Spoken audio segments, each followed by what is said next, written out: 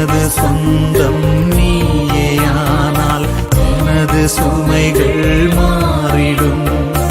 எனது பலமே நீயேயானால் எனது பயமும் மாறிடும். எனது நிழலாய் தொடரும் உறவாய் என்னை கண்டு கொண்டார். வாழ்வு முழுதும் விலகிடாமல் என்னிலே இணைந்தார். பிரேயர் வாரியர்ஸ் மினிஸ்ட்ரி இன்றைய வாக்குத்தத்தம். திருப்பாடல்கள் அதிகாரம் 37 இறை வார்த்தை 19. கேடு காலத்தில் அவர்கள் இகழ்ச்சி அடைவதில்லை, பஞ்ச காலத்திலும் அவர்கள் நிறைவடைவார்கள்.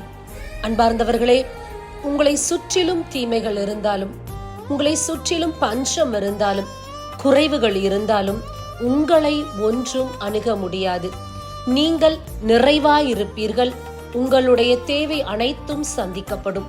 இறைவன் கேடு காலத்திலும், கொள்ளை நோய்களும் தீமைகளும் பஞ்சமும் சூழ்ந்திருக்கக்கூடிய காலத்திலும் கூட உங்களை போஷிப்பேன் என்று வாக்கு கொடுக்கின்றார். இந்த நாளில் நீங்களும் நானும் ஆண்டவருடைய பார்வைக்கு விசேஷமானவர்களாய் இருக்கின்றோம். ஏனென்றால் அவருக்கு பிரியமான வாழ்வு வாழக்கூடிய ஒவ்வொருவருக்கும் ஆண்டவர் கொடுக்கின்ற ஆசீர்வாதம் இதுதான். தீமைகள் சூழ்ந்திருப்பினும் உங்களை ஒன்றும் அணுகாதபடி ஆண்டவர் உங்களை காப்பார். பஞ்சம் இருந்தாலும் நீங்கள் உண்டு மகிழ்வீர்கள்.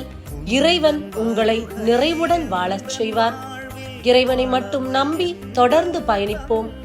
ஆமேன். God bless you. வருகை எந்தன் வாழ்வில் வளமை என்று தந்திடும். பாதை தெரிந்தே விலகினாலும், பாதை தெரிந்தே விலகினாலும் கரங்கள் தானே காத்திடும். கரங்கள் தானே